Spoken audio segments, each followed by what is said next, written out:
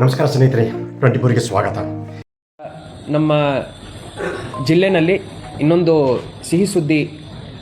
ರೇಣುಕಾ ಯಲ್ಲಮ್ಮ ದೇವಸ್ಥಾನ, ರೇಣುಕಾ ಯಲ್ಲಮ್ಮ ಗುಡ್ಡದ ಅಭಿವೃದ್ಧಿಗೋಸ್ಕರ ಘನ ಸರ್ಕಾರದಿಂದ ಒಟ್ಟು 215 ಕೋಟಿ ರೂಪಾಯಿ ನಮಗೆ ಕ್ಯಾಬಿನೆಟ್ ಅಪ್ರೂವಲ್ ಆಗಿ ಬಂದಿದೆ.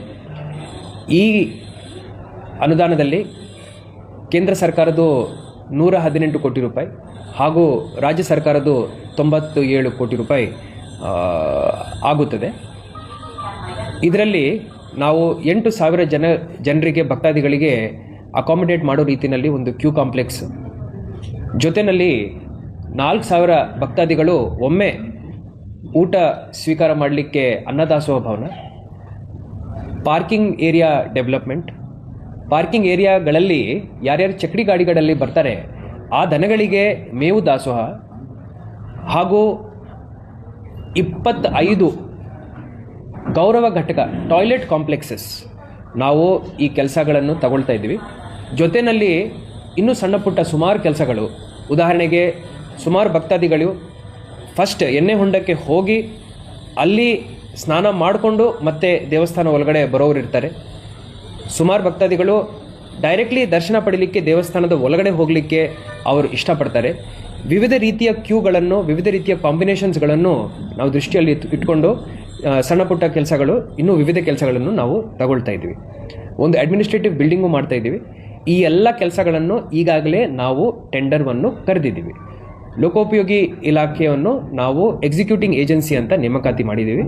ನೇಮಕ ಮಾಡಿದ ನಂತರ ಈ ಜನವರಿ 30ನೇ ತಾರೀಕು ಟೆಂಡರ್ ಪೀರಿಯಡ್ ಎಂಡ್ ಆಗುತ್ತೆ. ನಾವು ಎಲ್ಲರೂ ಸಾಯಶಕ್ತಿ ಪ್ರಯಾಸ ಮಾಡ್ತೀವಿ. ಫೆಬ್ರವರಿ 15-20 ತಾರೀಕು ಒಳಗಡೆ ಈ ಕೆಲಸಗಳನ್ನು ನಾವು ಶಂಕುಸ್ಥಾಪನೆ ಮಾಡಲಿಕ್ಕೆ ಪ್ರಯಾಸ ಮಾಡ್ತೀವಿ. ಇದರಲ್ಲಿ ನಮ್ಮ ಉಸ್ತುವಾರಿ ಸಚಿವರು ಇರ್ಬೋದು, ಪ್ರವಾಸೋದ್ಯಮ ಸಚಿವರು ಎಚ್ ಕೆ ಪಾಟೀಲ್ ಸಾಹೇಬರು ಇರ್ಬೋದು, ಅದೇ ರೀತಿ ಮುಜರಾಯಿ ಸಚಿವರು ರಾಮಲಿಂಗ ರೆಡ್ಡಿ ಸಾಹೇಬರು ಇರ್ಬೋದು, ಎಲ್ಲರೂ ಒಂದಾಗಿ ಈ ಕೆಲಸವನ್ನು ಇಲ್ಲಿ ಅನುಷ್ಠಾನ ಮಾಡಲಿಕ್ಕೆ ನಮ್ಮ ಸವದತ್ತಿ ಶಾಸಕರ ಜೊತೆ ಕೈ ಜೋಡಿಸಿದ್ದಾರೆ.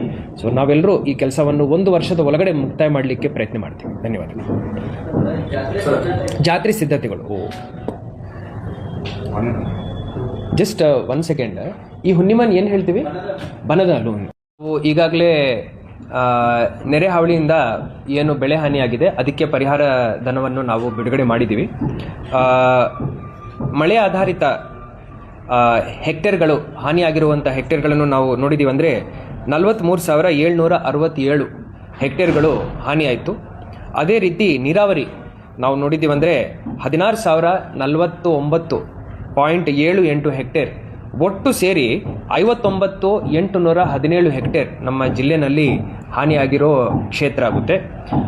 ಇದರಲ್ಲಿ ಒಟ್ಟು 87,916 ಜನ ರೈತರಿಗೆ ಈ ಪರಿಹಾರ ಧನವನ್ನು ನಾವು ಈಗಾಗಲೇ ಮುಟ್ಟಿಸಿದ್ದೀವಿ.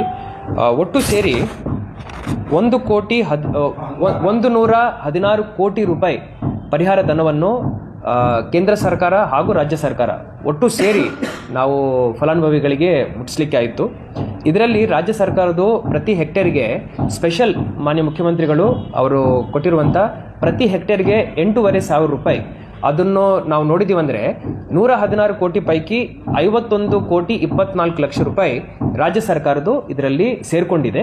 ಒಟ್ಟು ಈ ವರ್ಷ 116 ಕೋಟಿ ನಾವು ಪರಿಹಾರ ಧನವನ್ನು ರೈತರಿಗೆ ಬಿಡುಗಡೆ ಮಾಡಿದ್ದೀವಿ.